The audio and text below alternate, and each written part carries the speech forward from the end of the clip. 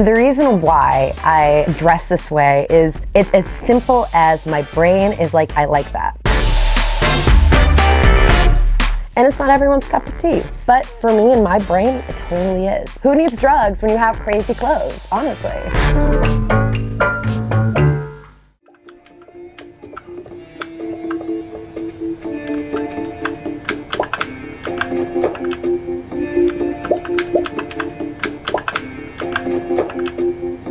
What did the grapes say when you stepped on them? Nothing, he just let out a little whine. I'm making wine in the game, so I love puns. I've been playing video games since I was a kid. I always played whatever hand-me-downs my brother had, which was all Nintendo, which is why I'm still like huge in Nintendo today. I love old school retro gaming. It's like my bread and butter. I definitely take a lot of inspiration in my fashion from video games, a lot of fighting games. And it's just like something I like to do to relax and unwind, like especially like from life and work, just to get away.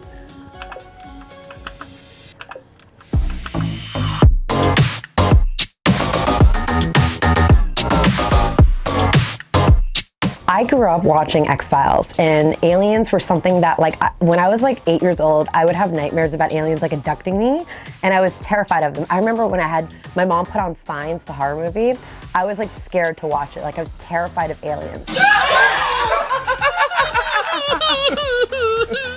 And for whatever reason, something clicked in my brain when I hit about 14 years old where I just became obsessed with them. Like I was just fascinated by them. And then I discovered through rave fashion and going to raves, Cyberpop, which is essentially futuristic, alien, space cadet. Like it's really got a lot of fantasy in it, but like it's happy, lots of colors, lots of layers. And it was probably when I was about 17 that I really, really delved into it.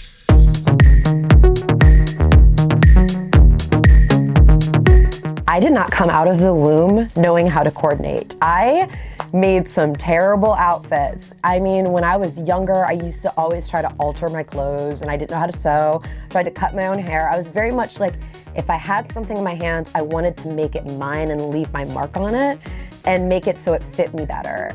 And it never looked good. It wasn't probably until I would say I was about 20, 19 or 20 is when my outfits started really coming together and really started to look good. And I really was putting more thought into them. I started matching my hair to my clothes. And nowadays it's just like, I can just grab stuff out of here and it's like, bam, outfit.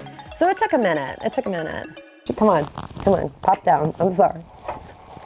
That's her spot. Whenever I work, she's right there. I have the window cracked open so she can look out.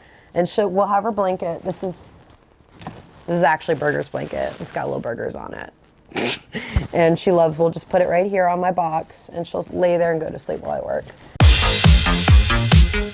I'm really obsessed with like wearing like cat ears and monster ears. I recently learned how to make them and I worked really hard to kind of perfect it to where they're stable, sturdy, and they're gonna look real cute for a really good long time. And so now I'm making them to sell to my followers so they can enjoy them. I make little fantasy ones. I've got lemon, pink lemonade, I've got strawberries. I even have pink strawberries, and then I do more natural-esque ones. So we've got our sunflower kitties. We even have some deer ears. Dear God, they're so cute. Fortunately, everyone has been really supportive and really excited for me, and I've already had a lot of people sending me photos of them wearing my ears with their cute-ass outfits. So it's been a successful venture so far.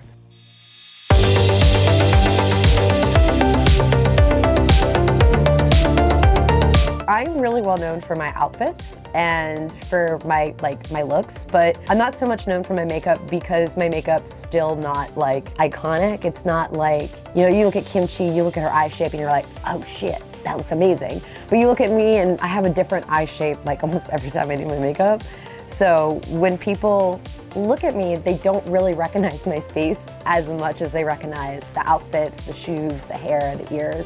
Because I have a very distinct way that I style myself and that I throw, like I always have a glitter bow on. I don't know why that became a thing. I always have cat ears on in every other look. I mean, I would like to be one day known for my makeup, but I just gotta get better first.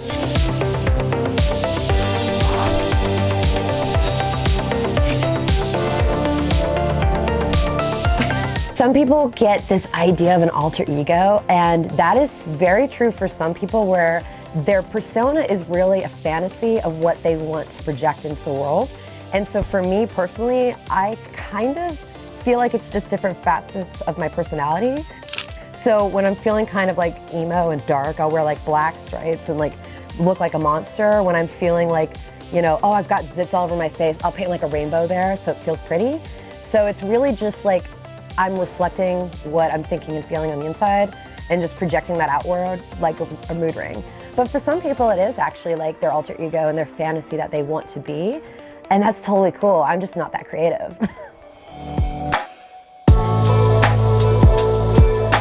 Lolita fashion, for reference, has no correlation with the book. It is a fashion that is meant to be feminine and nostalgic, and it has originally had inspiration in Victorian, Alice in Wonderland, a lot of those aesthetics. Nowadays, it has evolved to really hyper feminine or really elegant, some gothic styles, some classical styles, and it was one of those styles that kind of emerged out of this decade of women who wanted to wear clothing for themselves and completely reject the male gaze and essentially dress for themselves only.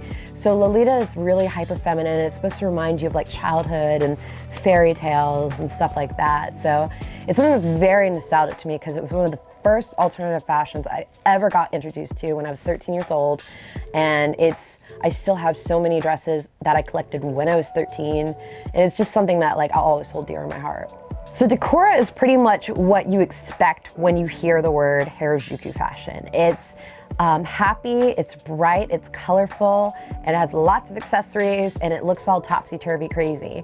Essentially what Decora is it's another style that emphasizes, you know, like nostalgia, childhood things, but it's bright colors, very comfortable clothing in my opinion, lots of happy aesthetics. The brand that I'm primarily wearing is 6% Doki Doki. They were the ones, it was Sebastian from 6% Doki Doki that really changed the face of Harajuku fashion forever. You know, he and his brand have just really helped evolve the style into a global setting, and there's a lot of inspiration from 1990s ravers in a lot of the accessories. So it's got some inspiration from LA rave scene, and then it has a lot of inspiration from Akiba and like anime and stuff like that. There are a lot more people now than ever getting into alternative fashion, and I think primarily for 3 reasons. One, it's more socially acceptable to be different. Yeah, that's cute. Thank you. Really beautiful. Thank you, I appreciate it. You have a great day. You too. Ready? Thank you. You gotta have respect for the people who have worn this fashion when it wasn't hard. They really paved the way for younger generations to be themselves and express themselves. There's still some hard times, but it's easier now to be true to yourself in alternative fashion as, you know, a person of color, as an LGBTQ member. It's so much more acceptable to express yourself. And I think another reason is it's more accessible. You know, a lot of the times back in the day, you had to make your own stuff or you had to alter everything. I have like a big collection of wigs now, solely because they're so inexpensive on Amazon, and Amazon Prime is a gift. So now you can just go online on Amazon and buy a $10 wig and style it up and bam, you got a drag wig. So it's a lot easier now than ever. So people are more interested in experimenting because it's not as expensive, it's not as hard. You could just pop online and there you go. And thirdly is because I think we're coming into a generation that is really looking for nostalgia and looking for a way to make themselves happy because the world around them is very strained. Whether it be their own life because the job market's trash, or it's because the world's kind of scary. So they're trying to find a way to get all their serotonin and dopamine going up. So for me, it's surrounding myself with beautiful things. But these shoes are a regular choice, and we also have some off brands that I just really love and I love to display because they're honestly all art pieces. So even the heel looks like a little ice cream. And they have a little cat paws on the bottom, but it's super dirty. Because I actually wear my clothes. Can you believe it? I don't think I've worn these much yet. They're very clean. Don't like it when they're clean like that. I want them to be dirty so everyone knows I wear them. You know, I do my work, I get my work done for the day, and then I get to walk into this room, I see all this color and happiness, and I'm like, all is good. So it's just another one of the things that you can do for yourself that's kind of like self-care. Please subscribe to Wizard of Odd TV on YouTube.